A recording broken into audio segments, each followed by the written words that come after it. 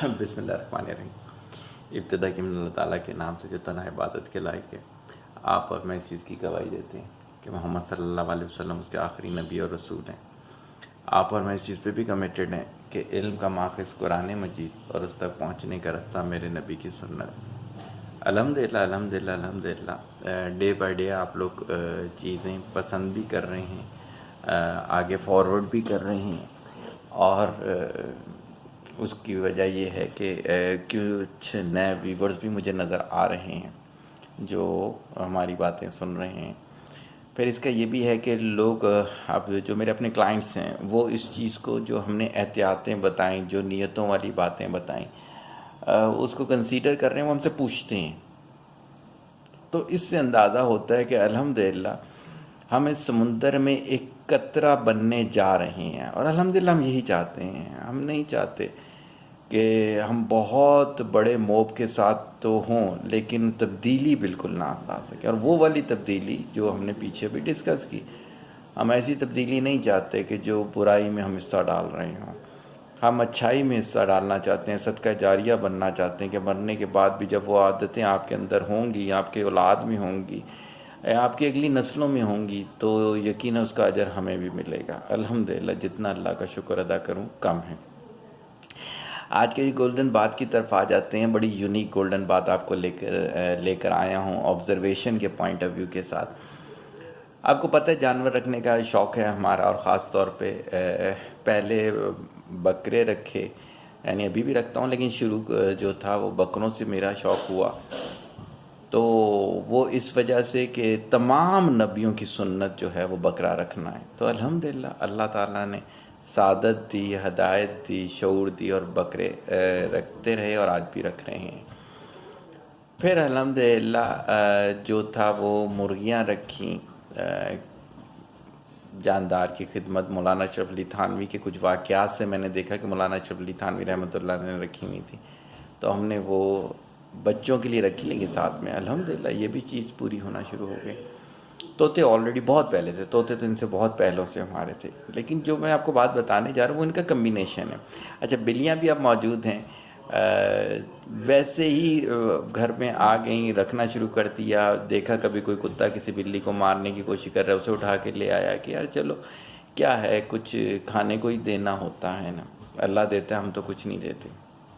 پھر ایک دم ایک نیت آ گئی دماغ میں، جو میں نے کسی ولاگ میں ڈسکس بھی کی تھی، کہ ابو ہریرہ رضی اللہ تعالیٰ عنہ کی سنت بھی پوری ہو جائے گی الحمدللہ۔ اور آج میرے سامنے گارڈن میں کم و بیش میرا خیال سے 8-10 سے زیادہ ہونی چاہیے ہیں بلیاں۔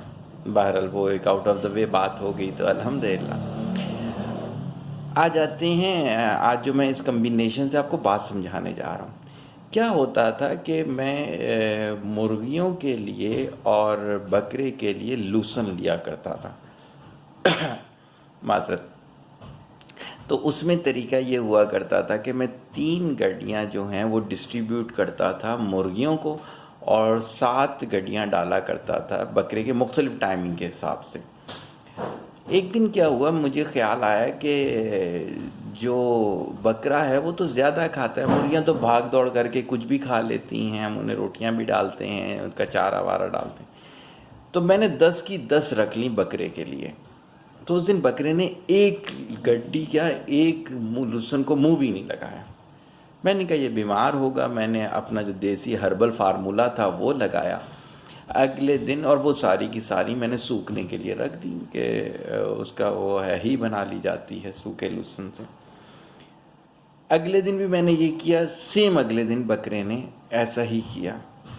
بکیا سب چیزیں کھا رہا ہے، خشک بھی کھا رہا ہے، پتے بھی کھا رہا ہے، آپ سوہنجنا بھی کھا رہا ہے، فروٹ سیب بھی کھا رہا ہے، کیلے بھی کھا رہا ہے، بکیا سب کچھ کھا رہا ہے، لیکن وہ لوسن نہیں کھایا اس نے۔ جب 2 دن ایسا ہوا تو مجھے کچھ تھوڑا سا نا کلک کیا، سکس سینس نے مجھے کچھ کہا کہ کچھ تو ہے، ایسا نہیں ہے۔ اگلے دن میں نے کیا کیا، دوبارہ سے پیٹرن وہی کر دیا کہ 3 گڈیاں مرغیوں کو ڈالی اور پھر 7 اس کو ڈالی۔ ماشاءاللہ 7 کی 7 اپنے اپنے حصے سے 2-2 1 کر کے میں ڈالا کرتا ہوں، وہ اس نے ساری کھا لی۔ اب میں نے غور کیا تو دیکھیں میں نے کیا فائنڈ کیا، اللہ تعالیٰ نے ہمیں کیا ہدایت دی اس کے اندر، کہ جی نیت ہماری یہ تھی کہ لوسن مرغیوں کے لیے اور بکرے کے لیے ہے، اور ان کی تعداد کے لحاظ سے ہم نے ایک حصہ رکھا ہوا تھا۔ اب جب ہم نے ان کے حق میں سے کسی کا حق مارا اور دوسرے کو اضافی دیا، اسے ظلم کہتے ہیں، شریعت میں ظلم کہتے ہیں اصل چیز سے کسی چیز کو اصل جگہ سے ہٹا دینا۔ تو ہم نے یہ ظلم کیا، تو اس ظلم کی وجہ سے اللہ تعالیٰ نے وہ چیز جو ہم سوچ رہے تھے اضافی چیز پہ ہو جائے گی، اس میں گھاٹا ڈال دیا، اور جب ہم نے وہ ظلم ختم کر کے دوبارہ حق پر آ گئے تو وہ چیز بالکل ویسے ہی شامل ہوگی، بلکہ اس میں برکت آنا شروع ہو گئی۔ ایک چھوٹی سی چیز سے دیکھیں اللہ تعالیٰ نے ہمیں کیا سمجھا دیا۔ تو ہماری زندگیوں کے اندر جب رکاوٹیں آ جاتی ہیں، شادی بیاہ کے معاملات رک رہے ہوتے ہیں، کامیابیاں رک رہی ہوتی ہیں، اولاد کے سلسلے رک رہے ہوتے ہیں، یہ سب چیز کیا ہوتی ہے؟ ہم کسی کا حق مار رہے ہوتے ہیں۔ جب ہم کسی کا حق مار رہے ہوں گے تو ہم ظلم کر رہے ہوں گے، اور جب ہم ظلم کر رہے ہوں گے تو ہمارا جائز کام بھی رک جائے گا۔ بڑی گولڈن بات اللہ تعالیٰ نے کس طرح سے سمجھا دی۔ میں نے بتایا تھا نا کہ بیسیکلی کیا ہے کہ دنیا میں ایمان کے بعد سب سے قیمتی چیز جو ہے وہ شعور ہے، ہدایت ہے، علم ہے۔